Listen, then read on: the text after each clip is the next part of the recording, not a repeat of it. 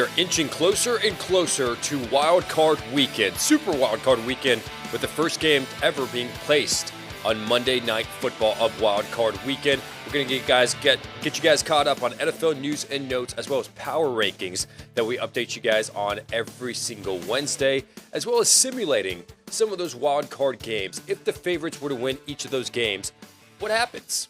Who faces who?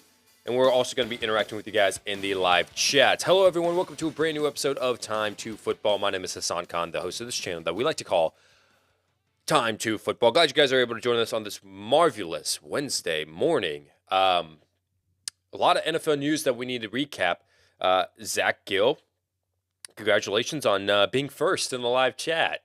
Thank you for tuning in to this live chat. And if you haven't tuned into a live show before, it's lots of fun. We just hang out. We just talk about football. We talk about what's going on around the league.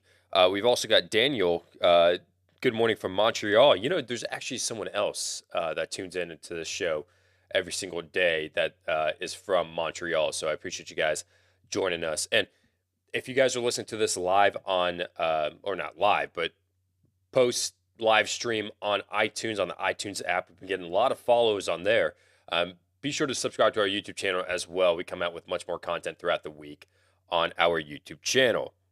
Daniel, you are asking, are you going to give picks for the playoffs? I'm going to participate in a poll, and your feedback is always appreciated. Yes. So today I'm going to show you the favorites to win in each game, and then tomorrow I'm going to show you what we take polls on social media on who's going to win each game. So I'll show you what the fans, what the viewers think, who's going to win each game, and then I'll give you my opinion. But that's going to be on tomorrow's show, and it'll be split up, and it'll be its own separate video. But yeah, tomorrow you'll have a little bit more idea on my analysis and my picks.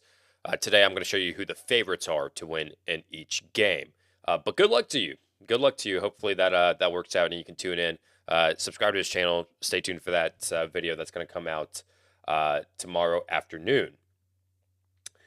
NFL news and notes for today, Wednesday, January 12th, 2022. Oof, you thought the Black Monday was over, but little did we know that there was something as Black Tuesday for the New York Giants. Joe Judge has officially been relieved of his duties. Hey, he didn't pull a Dave Gettleman. He didn't retire. But he did go 10-23 in 2 seasons, and the Giants at that point were like, yep, we're done.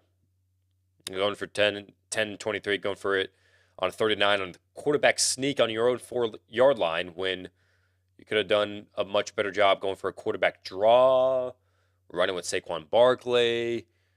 Decided to go for a quarterback sneak in this last game against the Washington football team. And I think the Giants were at that point where they said, yep, that's enough. That's enough. We're done. You know, I saw some interesting theory. I didn't dive into this a lot, but I thought to myself, oh, okay, if the Giants let go of Joe Judge, there was a tweet that some guy came out with last year. No, actually, it was in August of 2021. And he said, by this time next year, August 2022, Bill Belichick will be coaching the New York Giants. I mean, Joe Judge got released of his duties. Bill Belichick, there's no Tom Brady. I mean, he has history with the New York Giants. I don't think it's going to happen. But still, I mean, that's just a fun theory to think about. But Joe Judge has officially been fired by the New York Giants. They're in the conversation of a new head coach. So that makes 7 teams now officially. 7. You got the Broncos, the Bears, the Dolphins, the Vikings, the Jaguars. The Giants now added to the list. And then later on, maybe it's going to be Rich Bisaccia, but the Raiders are still officially looking for a head coach to lead their team. But that is the status on Joe Judge. Per Andrew Berry, the Browns general manager, Baker Mayfield will be back in 2022. He came out with this report, or Ian Rappaport did, Sunday morning, and then he kind of confirmed it, the general manager of the Browns, saying that, yeah, Baker is coming back, and we're excited for him to lead the team. So he would not be heading the free agent market or the trade market in that case. Mike Williams, however, the free agent market is going to be loaded with lots of wide receivers that potentially teams could sign. For instance, you got Mike Williams, which we're about to talk about right now. Chris Godwin, he's dealing with an ACL injury, but he could be a hot target on the waivers, on the free agent market. You got Michael Gallup as well. DJ Chark, depending on what the Jaguars decide to do with him. So it's looking like that uh, Mike Williams is going to resign in LA. He came out, he said, I hopefully would love to resign. I love this place. I have lots of friendships here in LA, which initially that could mean that, okay, maybe he could take a discount to stay with LA, but you never know until you know, right? You have to find out what are the numbers, what are the Chargers offering, and is Mike Williams going to go with that deal? So Mike Williams, more than likely, he wants to stay in LA, but it's not out of the table that he goes to another team. We got to get you guys caught up on a couple things. So I think we every day get you guys caught up on COVID-19 news. But on top of the COVID-19 news, what we're going to be doing over the next maybe the next week or two until all the coaches get hired, we're going to update you guys on what the interview status is for every team as we learn about this news for that day. So in the last 24 hours, we already mentioned on yesterday's show, like who's going to be interviewing for each position or each head coaching job, offensive coordinator, defensive coordinator, former coaches.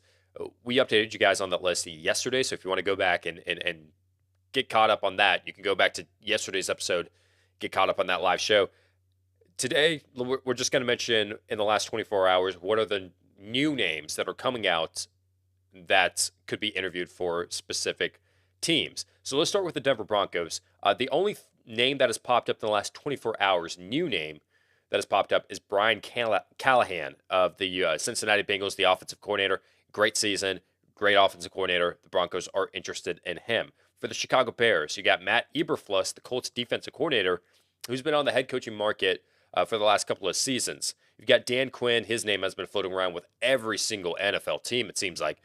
Very good coach, led the Falcons to the Super Bowl, blew a few leads here and there, but defensive coordinator-wise, he's a very good defensive coordinator, and he has a strong market in the NFL coaching community. And Brian Flores also has popped up as a name that could be being interviewed by the Chicago Bears. The Chicago Bears requested, or I mean, I guess they don't have to request. They request for Dan Quinn, they request for Matt Eberflus, but for Brian Flores, he's a free agent. He can do whatever the heck he wants. They're going to be interviewing Brian Flores. For the Miami Dolphins, this is a new name, and only the Dolphins have had interest in interviewing him at this point. But Mike McDaniel, this guy looks like Rodrigo Blankenship. He's the offensive coordinator for the San Francisco 49ers. Innovative, creative, what he did with Deebo Samuel. Maybe it was him, a combination of Kyle Shanahan. I don't know, but he has earned the right to be interviewed, and the Miami Dolphins are very interested in Mike McDaniel. Dan Quinn as well for the Dolphins. Vance Joseph having the time of his life. Do you guys know that video? I'm going to pop it up because it's amazing. But while I'm talking about that, Vance Joseph, the defensive coordinator of the Arizona Cardinals, was a former head coach of the Denver Broncos. I think he only lasted 1 or 2 years. I want to say 2, but for some reason my head's going to 1. Okay, I got confused because he's with the Arizona Cardinals, but it was the Arizona Cardinals who fired their coach after 1 season. That was Steve Wilkes. I did not understand that. They wanted Cliff Kingsbury, but I mean, it worked out. But yeah, Vance Joseph, offensive coordinator or defensive coordinator of the Arizona Cardinals, is in the runnings for an interview. Let me go ahead and show you this video real quick. Freaking ads, dude. Freaking ads. Ads everywhere. Dude, I make money through ads on YouTube, but I also wish there were no ads. I'm okay with losing that money. I really am. For the sake of everybody else. All right, here's the thing. Here's a video. I'm going to go ahead and pull off this graphic right here so I can show you this. This was on Monday Night Football, and it was labeled as one of the worst Monday Night Football broadcasts of all time. You had Rex Ryan being color commentator, and gosh, who is the female commentator? And I'm not saying that she's bad because she's female. I'm not saying that. I don't like, if you're good, you're good. But like maybe that was like her first NFL game that she called, so she just wasn't like at that point yet. I don't know, but it was labeled as the worst Monday Night Football broadcast of all time. And this was a sideline interview by a reporter that works for ESPN Deportes talking about the status of Vance Joseph coaching his first NFL game for the Denver Broncos. Check this out. What up, the frick is this? What the frick? What is that? What is that? Hey. Oh, it's an intro. Okay. We go ahead and show. Oh, gosh. All right, let me mute this. Subscribe for more. Subscribe for more. We got it. Okay. There it is. All right. Sorry, guys. I did not realize that intro was going to be blaring in your ears.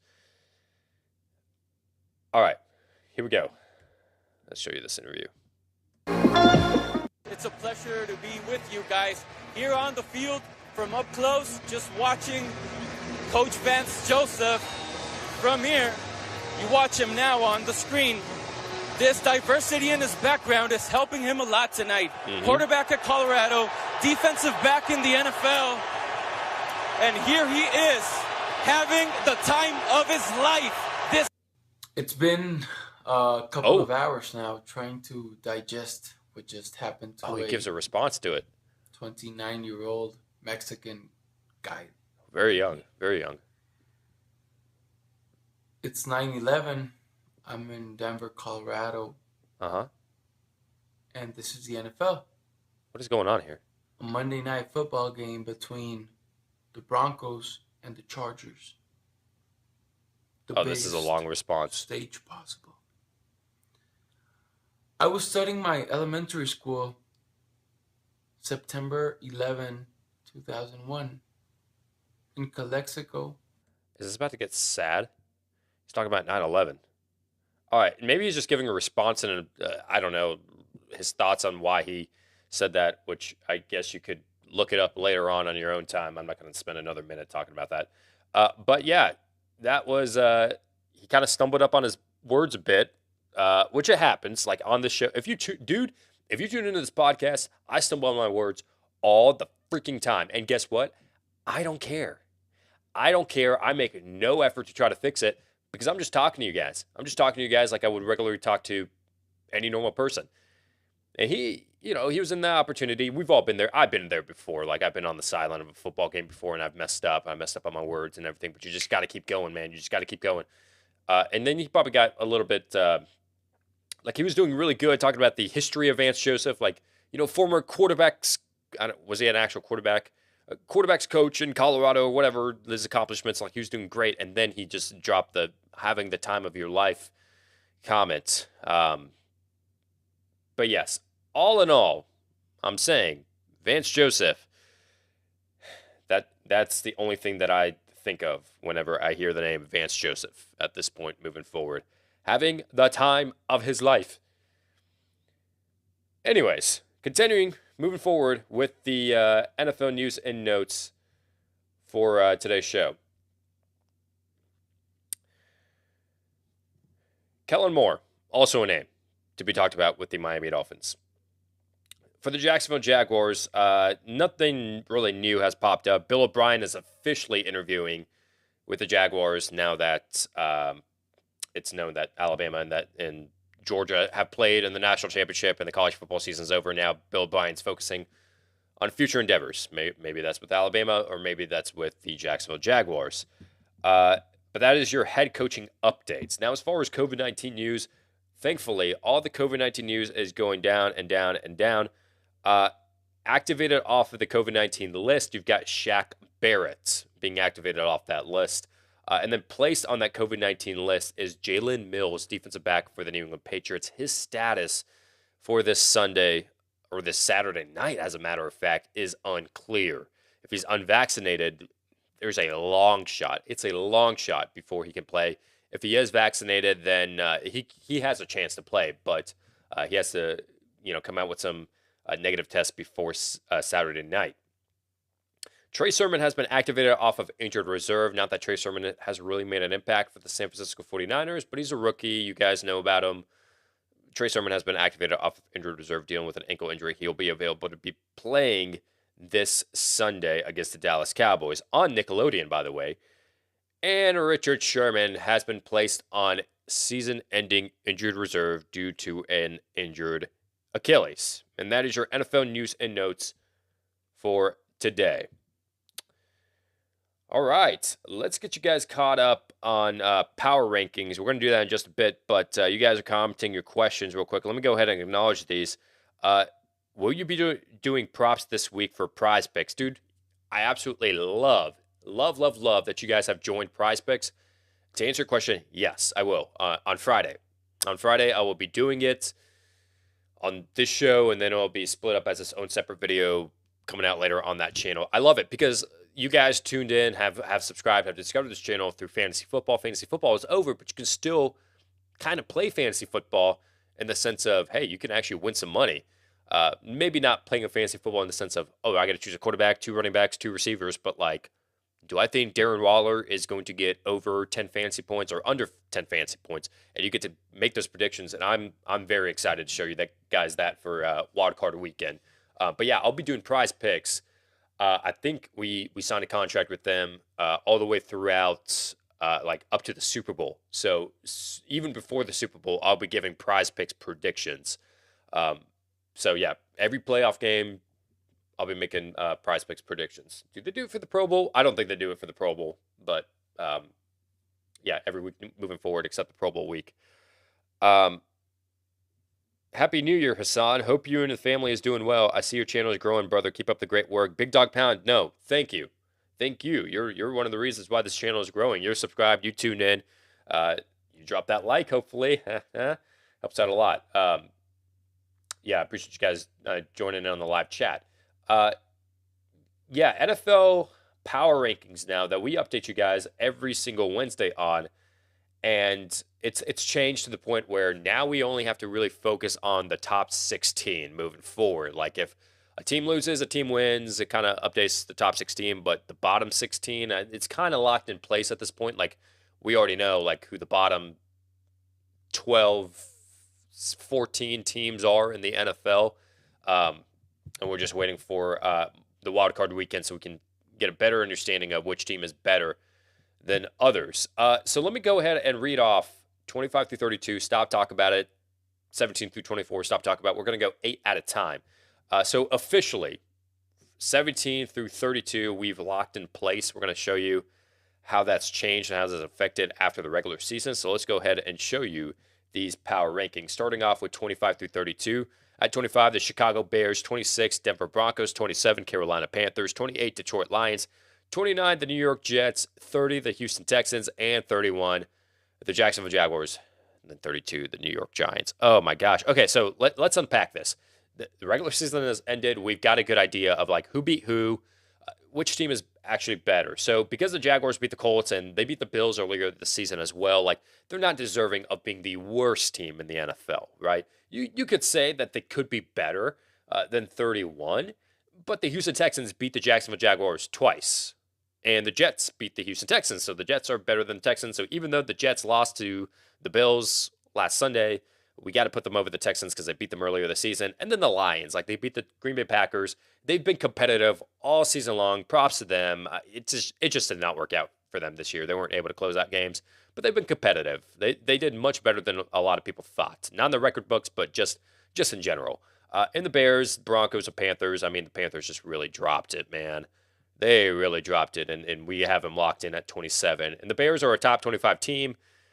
The Denver Broncos, their record shows that they should be better, but they haven't been playing like it. They just really haven't.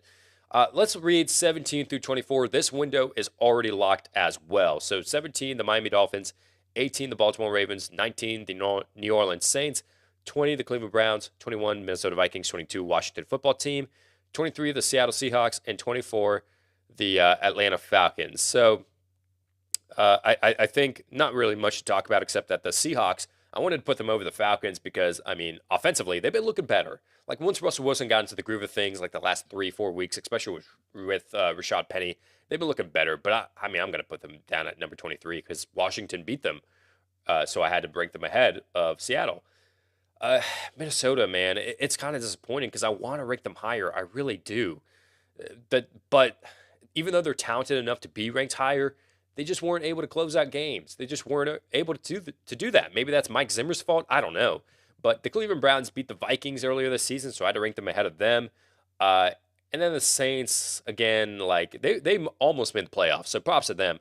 The Baltimore Ravens is probably the most disappointing in this window. I mean, you had the opportunity to really do well, make the playoffs. If there's a lot of collapses. I know that Lamar Jackson has been injured with an ankle injury, but if you lose like 5 straight games, 6 straight games, whatever it may be, you're gonna drop.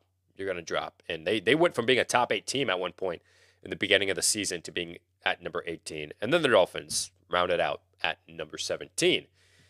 Now, 9 through 16, you're gonna see some teams that are out of the playoffs ranked ahead of some teams that are in the playoffs, because that's just my opinion on who I think is better. And if these teams win in the wild card weekend, then you're going to see them move on up over these teams that didn't make the playoffs. But let's show you the guys that, excuse me. Golly, I need to drink some water real quick. Take a break, man. Ooh, take 5. This will be a 30-second timeout.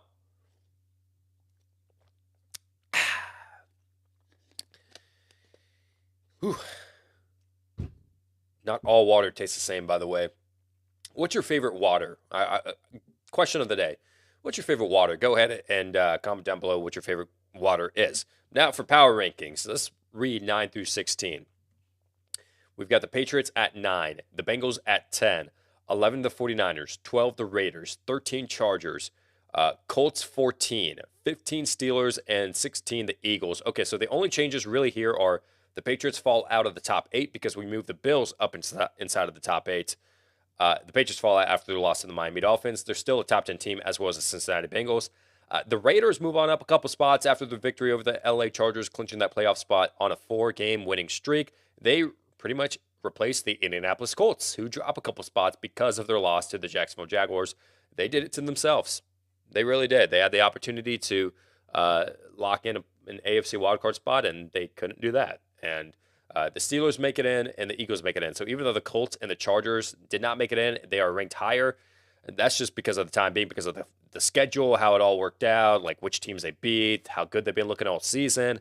But granted, if the Steelers or the Eagles were to win in Wild Card Weekend, they have some tough roads ahead of them, facing the number 2 seeds respectively in their own conference. Then they would move on up over the Chargers and the Colts. But that is your 9 through 16 window. Now let's show you 1 through 8, who are the Elite 8 in the NFL. Let's start off with number 8 and read on up to number 1. 8, the Bills. 7, Cowboys. 6, Chiefs. 5, Rams. 4, Cardinals. Titans. 3, 2, Buccaneers. And number 1, the Green Bay Packers, has been the top team in the NFL for a very, very long time.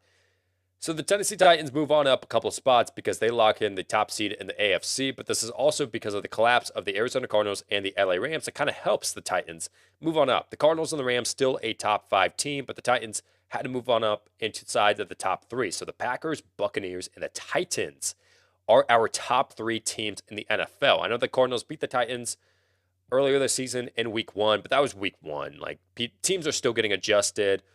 And then the Rams, they lost to the Titans on Sunday Night Football, so the Titans are ranked higher than the Rams. And the Chiefs still kind of stay at number 6. They dropped from number 4 to number 6 last week because of the loss to the Cincinnati Bengals, but we still have them as a top 6 team. The Dallas Cowboys are looking great, and the Bills move on up inside of the top 8.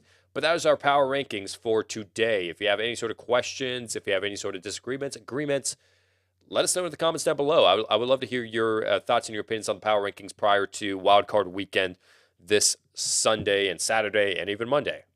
We have a wild card game between the Cardinals and the Rams. Now we're going to be talking about the wild card weekend here in just a bit. Let me actually pull up. What I'm pulling up right now are the spreads for the games, like who's going to win each game and by how many points. And the reason why I'm doing this is because I want to see if we simulate all of the games for wild card weekend. For, gosh, dang, why is this not pulling up? There it is. It was just kind of slow. Wildcard weekend spread. So if we simulate all of the games in wildcard weekend, like the favorites to win each game, what is going to happen? Like who is going to advance and who is going to play each other come divisional round, the divisional round of the playoffs. So I discovered a website where you can simulate these games and then shows you the next matchups for the divisional round. If the favorites were to win each game, who's going to play who in the divisional round. So I'm going to show you this website real quick, and then we're going to simulate these games depending on what Vegas is saying. Who's the favorite? What's the spread? How many points is each team going to win by? So let's go ahead and put myself in the corner right here. So, for instance, on the left-hand side, we have the AFC, and on the right-hand side, we have the NFC. So, let's kind of go in order right here by the game times. And let's first start off with the first game, which is the Raiders and the Bengals. And the favorites in this are actually Cincinnati to win by 5.5 points. So we're on the AFC side between the Raiders and the Bengals. If the Bengals win, the Bengals temporarily move on up to potentially hosting a home game. Now, I say temporarily because if the Bills win and if the Chiefs win, then the Bills would be the one to host a home game, and the Chiefs would actually the Chiefs would face the Cincinnati Bengals. The Bills would be the ones to face the Tennessee Titans. But let's not get ahead of ourselves. Let's go ahead and simulate these games real quick. First, Patriots at Bills. The Buffalo Bills are the favorites to win this game by 4 points. So if we click on them, so after Saturday, if the Bengals and the Bills win, then we already have this matchup and coming up. Like that's expected. Like the Bills would be hosting the Cincinnati Bengals. Now it's all dependent on if the Chiefs win. That could mess up the games, but after Saturday, if the Bengals and the Bills win, and on Sunday the Steelers win, they beat the Chiefs, then you've got the Bengals and the Bills going head-to-head in the divisional round. Let's scoot on over here to the NFC. So the Eagles and the Buccaneers. The Buccaneers are 8.5-point favorites. They are pretty big favorites to win in this game. So let's go ahead and put them here. And temporarily they go over here, but it's going to get shifted around. There's no way that they're going to face the Green Bay Packers because they're the number 2 seed. So they're going to host another playoff game if they were to win. But the San Francisco 49ers and the Dallas Cowboys, the Cowboys are 3-point favorites. They win. Now, after Sunday afternoon, after that 4 o'clock game between the Cowboys and the 49ers, and if the Buccaneers win, then we know for sure, like, the Cowboys and the Buccaneers are locked in. Like, that's going to be the game that you got to look forward to. Now, it's all dependent on the Cardinals and the Rams as well, which we're going to get into, but that Sunday night football game between the Chiefs and the Steelers, the Chiefs, big favorites, 12.5-point favorites, as we expected. So let's go back here to the AFC. The Chiefs win. Now this is locked in for good. The AFC playoff picture going into the divisional round if the favorites were to win each game. You've got the Bengals visiting Nashville to face the Tennessee Titans, and then you've got the Bills and the Chiefs, a rematch of earlier this season where the Bills won. But the Chiefs have been looking great the last half of the season, so it could be anyone's game. So that's the AFC wildcard picture if the favorites were to win.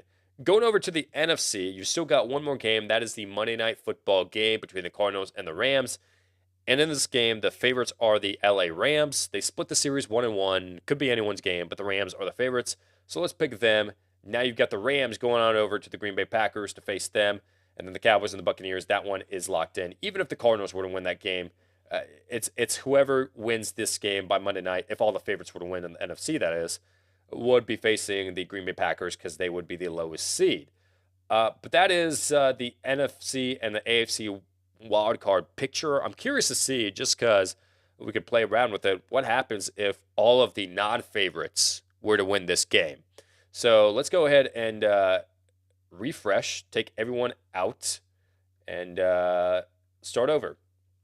So if the non-favorites were to win each of these games, you got the Bengals as the favorite. Let's say the Raiders win, okay? And then the Bills and the Patriots, the Bills are the favorites, but let's say the Patriots win. And then if the Chiefs and the Steelers, the Chiefs are the favorites, but the Steelers win. Then you've got the Patriots and the Raiders could potentially be playing, and the Steelers and the Titans could be playing in the divisional round. Over in the NFC, if the non-favorites win, the 49ers, okay, they could be potentially hosting a home game, and I'll get to that in just a second. You've got the Cardinals and the Rams. The Cardinals win. Okay, well, if the Cardinals win, they're going to be the number 5 seed. They'll be hosting the San Francisco 49ers. And then the Bucks and the Eagles. You've got the Eagles winning. That could go to the Eagles and the Green Bay Packers. So that's if the non-favorites were to win. That's what could happen. But yeah, leave your thoughts in your comments down below. We're going to come out with our weekly picks later on tomorrow's show. We're going to split that up as its own video like we do every Thursday. We show you our weekly picks.